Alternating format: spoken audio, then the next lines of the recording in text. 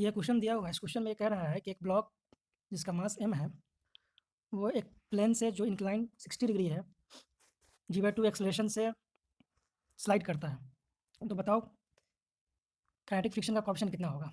ठीक है, तो यहाँ पे ऑप्शन दिया हुआ है √3 - 1 √3 + 1, इसमें से क्या होगा? ठीक है, सबसे पहले हम लोग फ्री बॉडी डायग्राम बना लेंगे। फ्री बॉडी डायग्राम बनाने में क्या है कि 60 डिग्री पे इंक्लाइंड है, तो मान लीजिए ये डायरेक्शन जो है इंक्लाइन का जो पैरेलल डायरेक्शन है वो x डायरेक्शन है और परपेंडिकुलर डायरेक्शन जो y डायरेक्शन है। ठीक है, तो ये mg नीचे काम कर रहा है ब्लॉक का, तो ये हो जाएगा mg sin थीटा। ठीक है, और ये नॉर्मल का ये एंगल क्या हो जाता है, थीटा हो जाता है, तो ये हो जाता है mg cos theta. mg cos theta ये हो जाता है नॉर्मल। तो इन x डायरेक्शन में applying Newton laws of motion in x direction.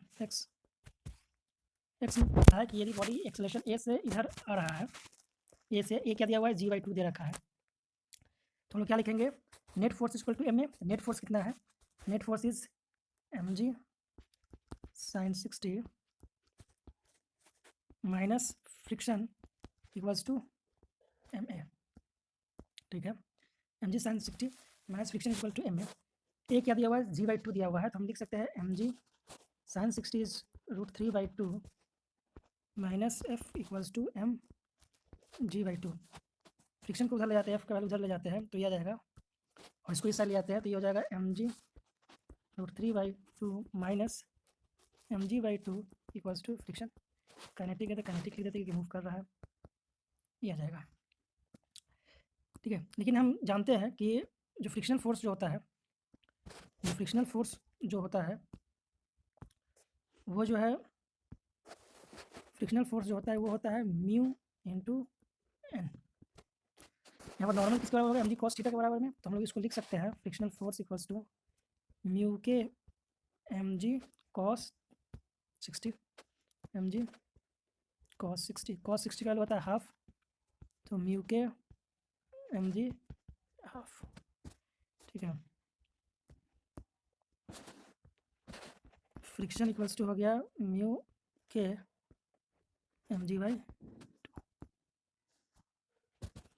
F kinetic है।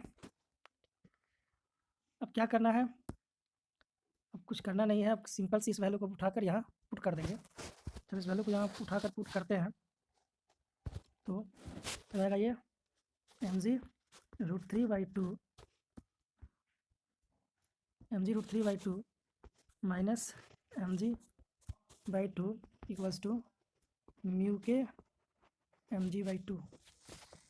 mg/2 को कॉमन निकालते हैं, तो mg/2 को कॉमन निकालते हैं, सब में है mg/2, तो √3 - 1 इक्वल्स टू mg/2 म्यू के।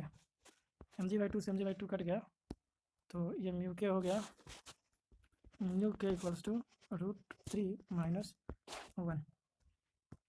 तो म्यू का वैल्यू हमारे पास क्या आएगा क्वेश्चन में, आंसर ये ऑप्शन होगा। ठीक है, फिर से इसमें देख लेते क्या था। इसमें था कि एक इंक्लाइन प्लेन पे जो 60 डिग्री पे है, उस पर क्या है कि एक ब्लॉक है जो ब्लॉक स्लाइड कर रहा है विद एक्सेलरेशन g/2 से। तो बताना है कि काइनेटिक फ्रिक्शन का कोएफिशिएंट कितना होगा।